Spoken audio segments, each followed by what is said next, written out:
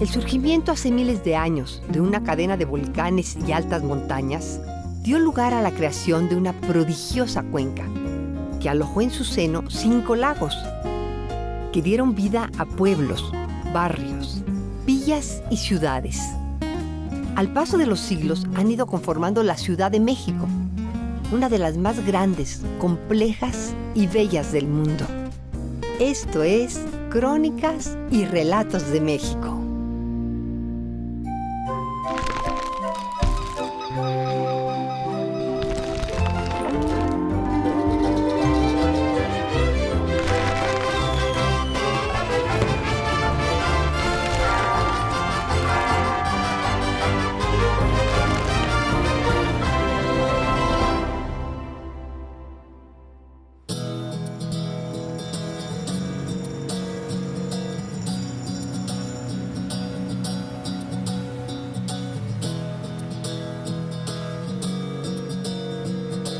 ¿Qué tal? Soy Ángeles González Gamio.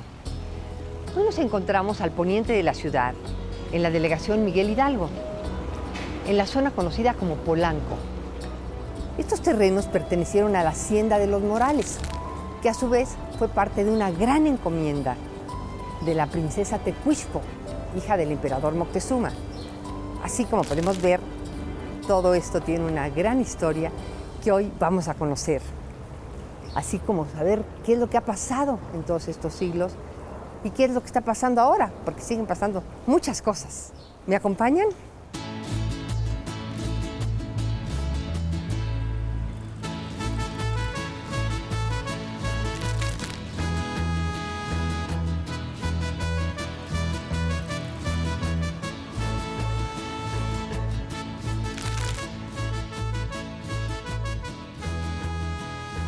Nos encontramos en el vestíbulo de la hacienda de los Morales.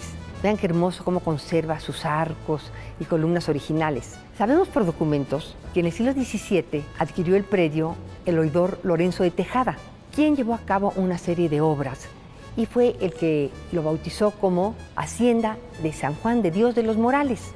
El oidor amplió muchísimo las actividades de la hacienda, entre otras cosas al darse cuenta que del Monte de las Cruces y de la Sierra de Coajimalpa bajaban muchos arroyos y ríos. Él realizó una serie de obras hidráulicas y un acueducto para aprovechar esas aguas y establecer molinos. Así, este sitio se conoció por mucho tiempo como Molino y Hacienda de los Morales. Las aguas también llegaban después para regar las tierras más bajas y ahí se estableció el Molino del Rey, que todavía existe el edificio y actualmente es la sede de las guardias presidenciales, en Los Pinos. Él también inició el cultivo de los olivos, que durante el siglo XVI estaba prohibido porque se deseaba que el aceite y el vino, por ejemplo, se trajeran de España, así que aquí no se podía sembrar ni olivos ni vides. Pero ya en el siglo XVII, fin del siglo XVII, XVIII, ya la cosa era más laxa, y aquí se hacía un aceite de oliva de gran calidad, que ganó premios internacionales, entre otros el de la Exposición Internacional que se llevó a cabo en Nueva Orleans a fines del siglo XIX. Y bueno, después tuvo otros dueños, se fue vendiendo, cada dueño le hizo alguna ampliación, hasta que llegó a la familia Cuevas. Y ahí empiezan otras historias. O sea, tenemos muchas historias más que contar de este lugar y muchos sitios más que ver.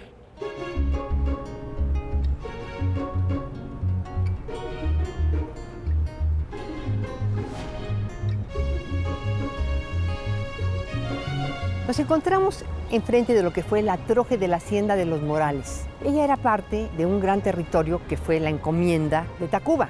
Esta se la otorgó Hernán Cortés a Tecuichpo, la hija del emperador Moctezuma, y cuando se consumó la conquista, porque él estaba muy agradecido de que el monarca mexica lo recibió en México Tenochtitlan con gran generosidad. Tecuichpo, que fue bautizada como Isabel, tuvo 5 esposos. A la muerte de su padre, Moctezuma, la casaron con Cuitláhuac, quien había sido el gobernante de Iztapalapa y se quedó al frente del imperio mexica. Ella era casi una niña. Cuitláhuac falleció muy pronto porque se contagió de viruela, enfermedad que vino de España y que aquí no había defensas para ella. A la muerte de Cuitláhuac la casaron con Cuauhtémoc, quien se quedó en ese momento ya defendiendo México Tenochtitlan. Ella iba con él cuando lo atraparon, que fue ya pues el fin del gran imperio mexica. Y Cortés la tomó bajo su protección, la llevó a su casa de Coyoacán y la casó Cortés con uno de sus capitanes españoles. Él falleció muy pronto, Cortés la regresó a su casa de Coyoacán, tuvo una hija con ella y la volvió a casar con otro español, con quien ella tuvo un hijo, que también se le murió. Nuevamente se casó con otro hispano, Juan Cano. Con él procreó 5 hijos. Esta numerosa familia, tras la conquista, tuvo muchos pleitos por la propiedad, que era tan enorme. Comenzaron a venderla. Y así sabemos, ya en el siglo XVI, que hubo una primera operación de venta que quedó constatada en un predio conocido como Jimilpa. Y ahora los invito a que me acompañen a otro espacio para que platiquemos qué sucedió después.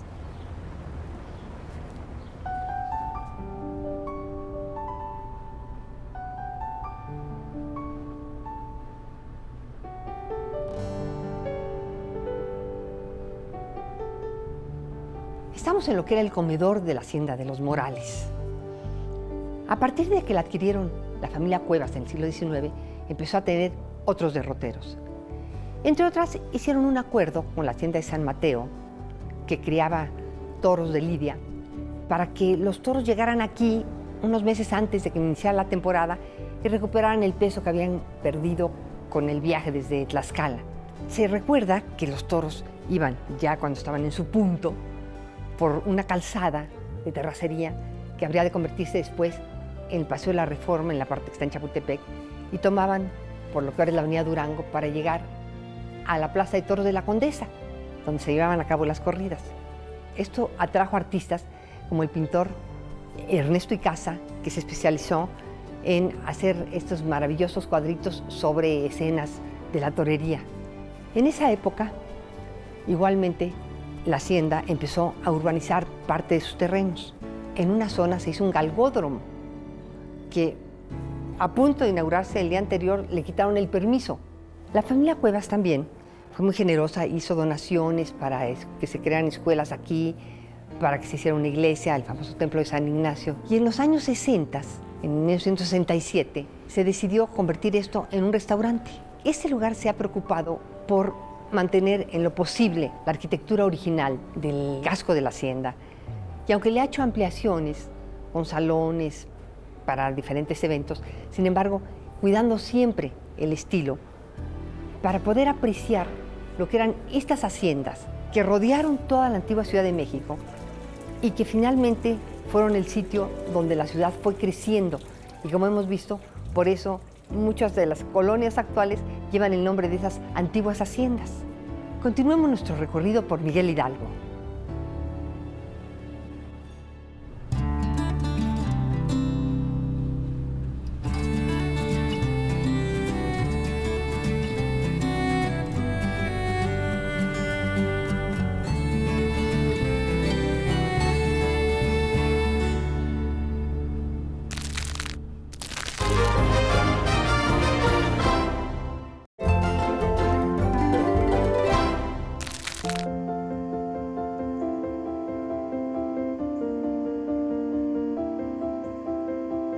Seguimos en Crónicas y Relatos de México.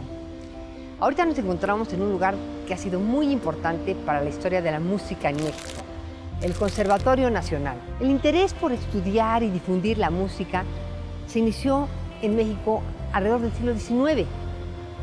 Se crearon sociedades y academias hasta que surgió finalmente la Sociedad Filarmónica Mexicana, que en 1866 habría de convertirse en Escuela Nacional. A lo largo del tiempo fue creciendo, ocupando diversas sedes. Ya a principios del siglo XX requería un sitio especial para ella. En 1934, el presidente Pascual Ortiz Rubio le vendió a la colonia alemana unos terrenos que habían pertenecido a la hacienda de los Morales. Ahí levantaron ellos su club hípico. A principios de los años 40, con motivo de la Segunda Guerra Mundial, como México se volvió parte de los aliados, emitió la ley respectiva a los negocios y propiedades del enemigo. Basado en ello, Manuel Ávila Camacho decidió expropiarles a los alemanes su club hípico y que aquí se levantara el nuevo Conservatorio Nacional. Se contrató al arquitecto Mario Pani, quien había llegado recientemente de París, en donde estudió la carrera y traía las ideas más de vanguardia de la arquitectura. Había estado con Le Corbusier y, inspirado en las ideas del funcionalismo y el modernismo que estaban en boga entonces en Europa, va a diseñar este edificio con todos los requerimientos que tenía una escuela de música, porque aparte él era un amante de la música. Y así le hizo los auditorios, biblioteca, aulas, salones de ensayo, sala de conciertos. Es un sitio de verdad magnífico. Utilizó para su construcción, que abarca 53,000 metros, materiales que no requerían mantenimiento, como el tabique, la piedra brasa, vidrio, concreto. Y de verdad que fue un éxito porque ha resistido muy bien el paso del tiempo. Mario Pani era muy afecto a invitar a artistas a participar en sus obras. Y así invitó a José Clemente Orozco a pintar unos murales en el auditorio cerrado y la fachada la decoró con unas figuras alegóricas que realizó el artista, el escultor Armando Quesada. Para platicarnos de lo que ha pasado aquí en sus prácticamente 70 años de vida, vamos a tener la oportunidad de entrevistar a su director, el doctor David Rodríguez. Acompáñenme.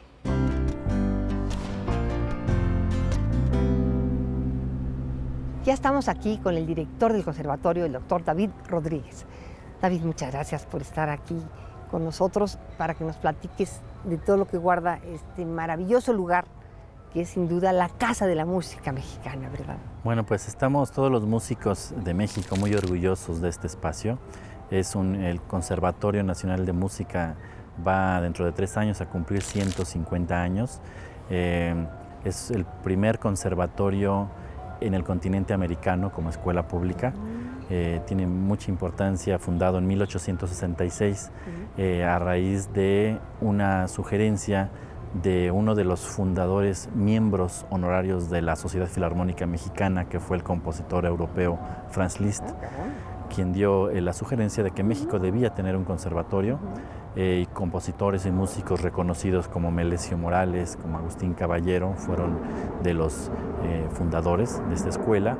Este conservatorio no tuvo una sede permanente durante muchos años y tuvo muchos altibajos, incluyendo la época de la Revolución, donde fue militarizada las instalaciones, y no fue sino hasta los gobiernos de Ávila Camacho y Miguel Alemán que otorgaron este terreno para sede permanente del Conservatorio Nacional de Música. Oye, y me comentabas que tiene una forma como de lira, ¿verdad? Sí, dentro del diseño de Mario Pani, que es un arquitecto considerado como funcionalista, la arquitectura no solamente es funcionalista, también es muy simbólica. Por arriba se contornea la figura de una lira, y los salones de clase, por lo menos los del piso de abajo, tienen el dibujo de un piano de cola, ¿verdad? Y podemos observar cómo cada salón está separado por jardineras para acústicamente no obstruirse uno a otro.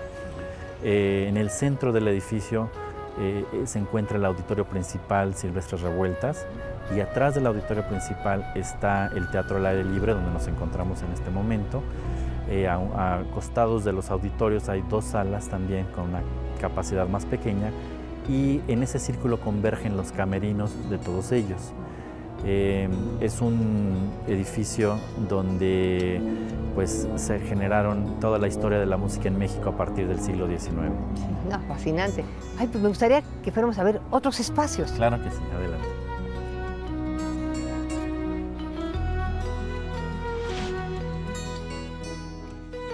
David, platícame de este espacio en que nos encontramos. Nos encontramos en una de las 4 salas que tiene el conservatorio, más pequeñas que el auditorio. Esta es la sala Aniceto Ortega, que también fue un gran músico.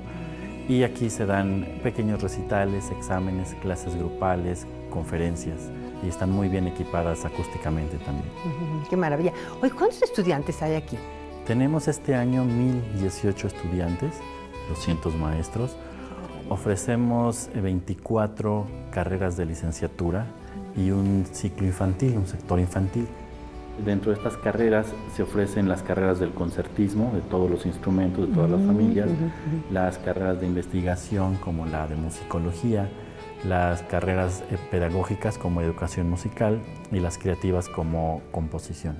Son carreras muy largas de 7, 8, 9 hasta 10 años. Ay, caramba, entonces son como una licenciatura, maestría y doctorado prácticamente. Prácticamente. Oye, aquí se han formado muchos de nuestros mejores músicos, ¿verdad? Aquí tenemos grandes músicos de la historia de la música en México desde el siglo XIX, como decíamos Melesio Morales, Agustín Caballero, a los inicios del siglo XX, Manuel M. Ponce, también director, José Rolón, Carlos Chávez, Silvestre Revueltas, el llamado grupo de los Cuatro, Blas Galindo, Daniel Ayala, Salvador Contreras y Pablo Moncayo, y grandes músicos también actuales como Plácido Domingo, Rolando Villazón, Ramón Vargas, y todavía grandes maestros que siguen dando a los alumnos del conservatorio todos sus conocimientos, como el maestro Francisco Sabín, María Teresa Castrillón, Rosita del Sordo, Horacio Franco, Mario Lavista, en fin, no terminaría. Sí, no, qué extraordinario. Oye, y otra cosa que me ha tranquilizado que me dijiste, porque sabemos que hace unos años le quitaron parte de su terreno al conservatorio, donde tenía la alberca y varias instalaciones, ¿no?, para los estudiantes, para dárselo a una embajada, para que se construyera una embajada. Y bueno, creo que esto ya no puede volver a suceder. No, hace poco tiempo, el 30 de noviembre del 2012, fue declarado el Conservatorio Nacional de Música por decreto presidencial monumento artístico. Eso genera un compromiso en el país ya de cuidar de estas instalaciones, y eso significa que es un edificio que ya no se puede alterar y que la comunidad que esté dentro del edificio está disfrutando de estar dentro de una obra de arte. Ay, eso es algo maravilloso. Oye, y bueno, les quiero decir un secretito. Aquí el doctor es un gran pianista y compositor, y no nos podemos ir sin que nos interpretes alguna pequeña pieza en el piano. Bueno, pues vamos a despedirnos.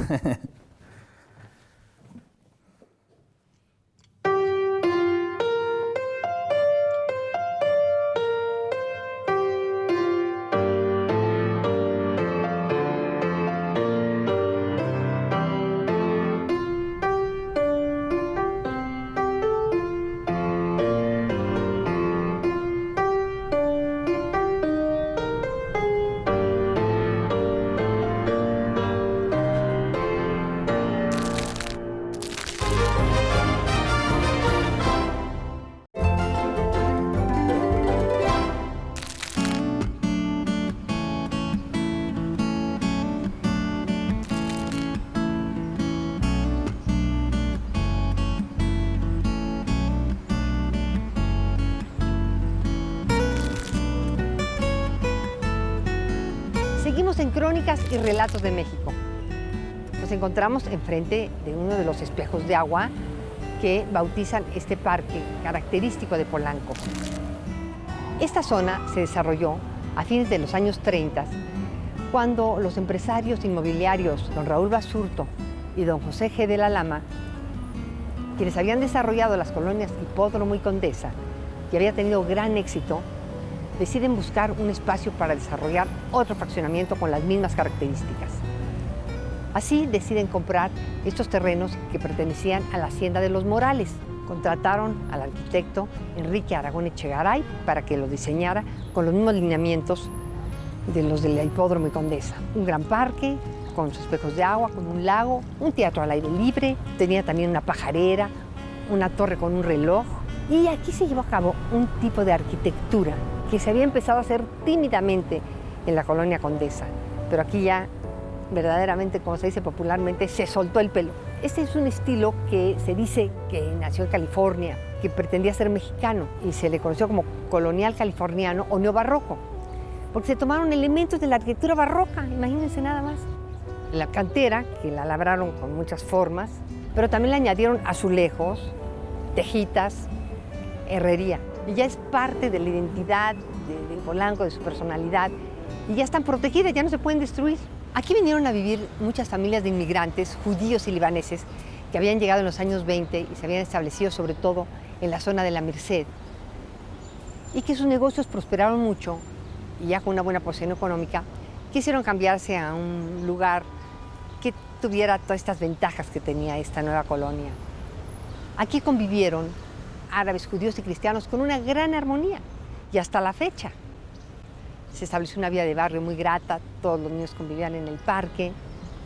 Desgraciadamente, Polanco ha tenido en los últimos años un desarrollo comercial extremoso que ha ido cambiando su vida de barrio, desafortunadamente. Para hablar de la cara bonita de Polanco, vamos a platicar con su cronista, doña Gloria Villalobos Amador. Acompáñenme.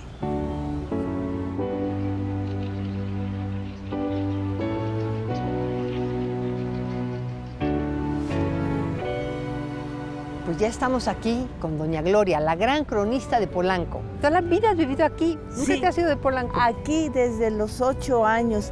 Y este parque fue mi entorno. Yo vivía a media cuadra de aquí. Imagínate. Y entonces era, pues para mí, una enorme satisfacción cuando mi madre me traía en las tardes a ver en un lago artificial, a ver a los patos, a los gansos. Sí. Y había un acuario también. Ah, también, fíjate. Había un acuario, Qué maravilla. pero desapareció. Este parque es el símbolo de Polanco, tú Es lo el símbolo sabes. de Polanco, ¿verdad? ¿Sabes por qué viene lo del nombre del Parque de los Espejos? Claro que sí, mira, Parque de los Espejos de Polanco es precisamente por estos laguitos o por estos estanques de agua. Es un solo parque dividido por la avenida Julio Verne, sí, que es una de las principales avenidas que cruza Polanco. Entonces es una herradura, no es Parque Lincoln. El Parque de los Espejos se hizo en 1939. Parque Lincoln, ¿por qué? Porque la estatua de Lincoln se inauguró, se puso en 1966. Ven la enorme diferencia de tiempo, de años. Pero es el Parque de los Espejos de Polanco.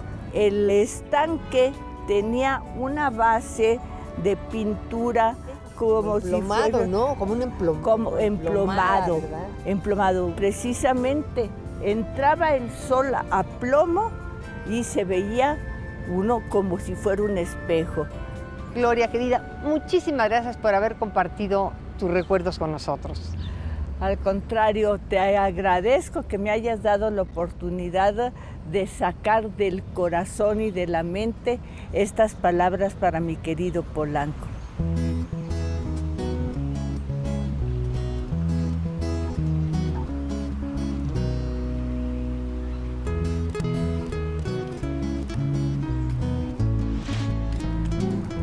Ahora nos encontramos en lo que se ha dado en llamar el Nuevo Polanco. Esta zona en realidad era la colonia Irrigación y la colonia Granada, y efectivamente está a un lado de Polanco. Y había una parte industrial en donde se encontraba la fábrica de General Motors, la Colgate-Palmolive, entre otras. Hace unos años estas instalaciones fabriles emigraron de aquí y se empezó a desarrollar una nueva zona urbana. En este desarrollo se han construido cientos de edificios, de oficinas, de departamentos, de comercios. Se han levantado también centros comerciales, algunos de los más lujosos de la ciudad. Y dos museos. Uno, el que alberga una magnífica colección de arte contemporáneo, que es la colección Jumex, y el edificio lo realizó un arquitecto británico, David Chipperfield, y atrás de mí se encuentra el Museo Sumaya, que lo creó un arquitecto mexicano, Fernando Romero, y que la verdad yo lo encuentro para mí es una obra de arte. Esa especie de cubo, como pueden ver, pero con formas ondulantes, un cubo informe, y está totalmente recubierto de unas placas hexagonales de aluminio que en ciertos momentos del día hacen pensar que es de plata. Aquí se custodia una colección que va de arte mesoamericano, pasando por arte mexicano de varias épocas, arte europeo, colecciones que es muy difícil ver en México, por ejemplo, la colección de esculturas de Augusto Rodin, obras de Dalí. La lástima es que, como pueden ver, está rodeado de edificios prácticamente pegado a los demás edificios.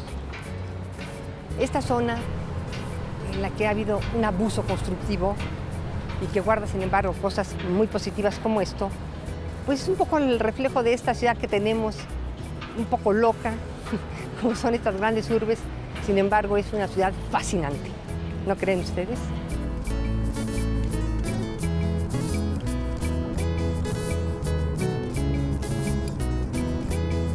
Con esto concluimos nuestra visita a Miguel Hidalgo en Crónicas y Relatos de México. Hay mucho más que ver. Abramos los ojos. Estas son nuestras verdaderas riquezas.